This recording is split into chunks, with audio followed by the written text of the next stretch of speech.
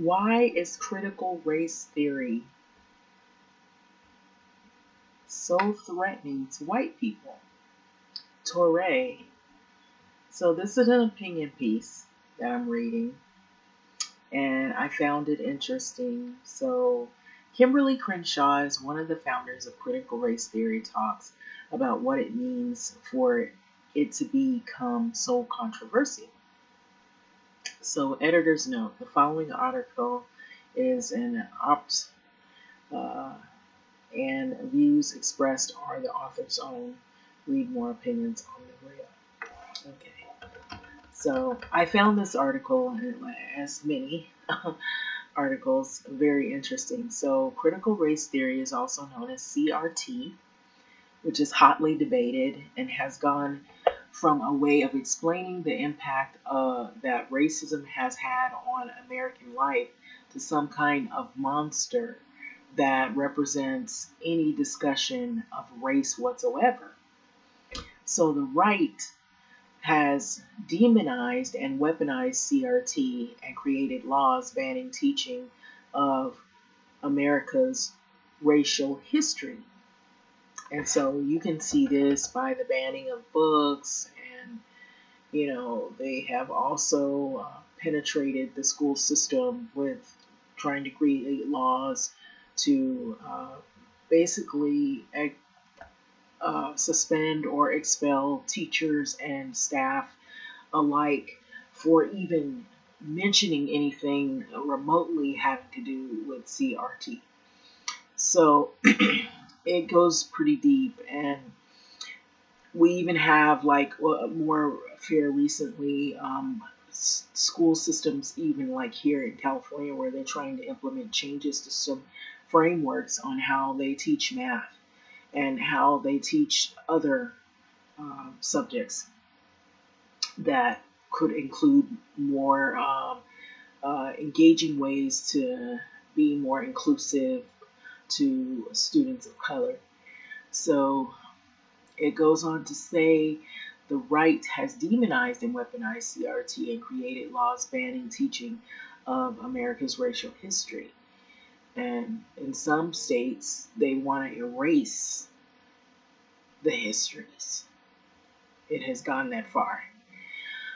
Where even governors have intervened, and they have tried to take out some of the text out of school books that have to do with tribes and people from origins prior in history. So this is a very serious issue for Black people and for our children. Okay, so where do we go from here? I called my friend Kimberly Crenshaw to talk about this topic. So she's a professor at UCLA, Columbia Law, and one of the founding members of the field. Crenshaw is a leading scholar of critical race theory and is largely considered one of the smartest people in America, of course. And so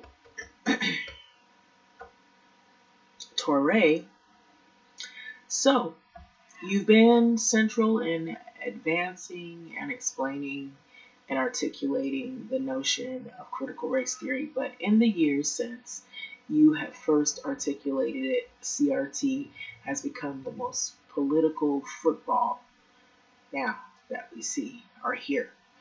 A lot of times when the right is talking about CRT or critical race theory as we know it, therefore they're not talking about the concept that you defined. They're talking about some entirely separate thing.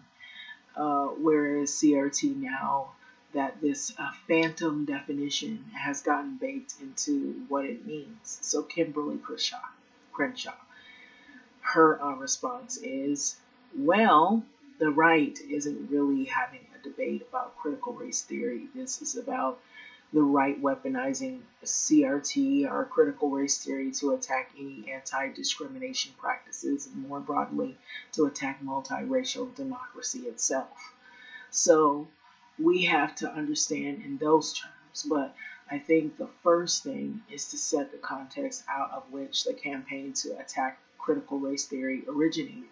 That tells us a lot about why the distortions have been a central part of the right-wing strategy. So the campaign came about in the aftermath of the most significant mobilization against racial injustice in our lifetime. In 2020, after the murder of George Floyd, millions of people hit the streets all across the country. So whenever there's a significant advance towards a true multiracial democracy, whenever there is an appearance of momentum in growing to an actually shift in our direction, there's a backlash. Sometimes the backlash is more powerful and lasts longer than the momentum that produced it. So in this backlash, the racial aggression that we're seeing is framed as a self-defense against the forward momentum wave. So are those of us, Torre, response, are those of us about race, racial history, and critical race theory and those sorts of things, are we not losing this battle in the wake of laws being passed around the country that ban teaching CRT and ban teaching racial history and limiting what teachers can say about race and racism? Are we not losing something vital here? There are now classrooms where the truth about American history cannot be even discussed. And I'm adding that. It's true. More recently, we've had some staff members, if they even say anything remotely having to do with CRT, critical race theory, they're fired or they're suspended, or somebody's writing a letter trying to figure out how to send them to before a panel to discuss a leave of absence so they can be replaced. So, the response, Kimberly Crenshaw. We are absolutely losing. If you can't understand or name what the battle is that you're in, then it's hard to show up to do that battle, But for parents of color, Black parents in particular, and they practice critical race theory all the time. You sit down with your kids, you talk to your kids, you're talking about critical race theory. It means you're aware of the legacies of racism. So we continue to shape our lives based on you'd be crazy to act, though we don't, on it if we don't. And so if you didn't, you'd be totally ill prepared to navigate through life in this country as a Black or a brown person. So our objective is to allow people to see that critical race theory isn't some alien abstraction. It is the sum total of our experiences. So critical race theory came out of us coming into an institution that's saying the problem isn't racist people. And so the problem is the law, and the problem is in sociology and education. And it's all of the institutions that we've created when we were not part of them. And they justified us not being part of them. So now we're going after the structures of justification. And so Torre, as a teacher does it break your heart to see lawmakers saying, you teachers can't talk about racism? Kimberly Crenshaw's response. Yes, my heart is broken for Black and brown children whose interests are being completely thrown under the bus. For example, we're all excited about the fact that we can finally have a Black woman on Supreme Court, but under these laws, many teachers are not allowed to explain to children why she's the first African American woman on the Supreme Court.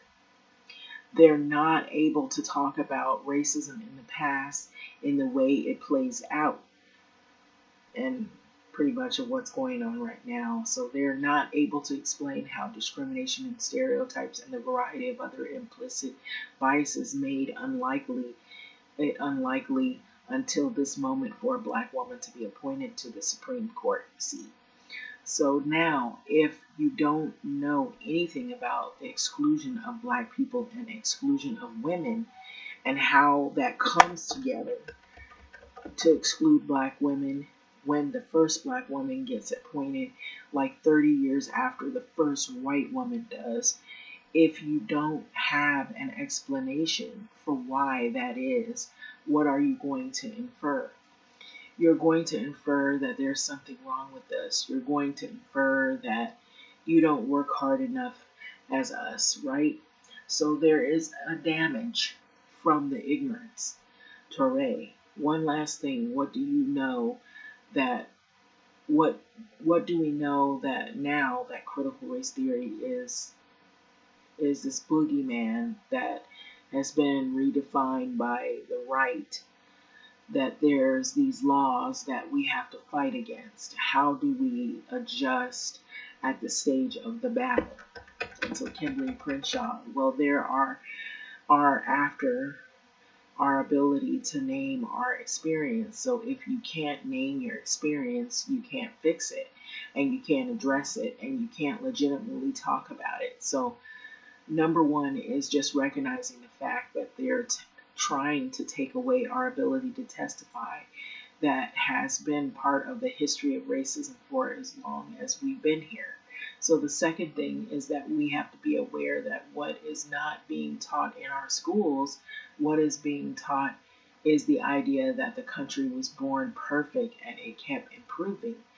That's not true. So there's millions of dollars that are being put to erasing our ability to tell our stories and to teach our children. So we have to do what we've always done. We've got to find a way to make a way.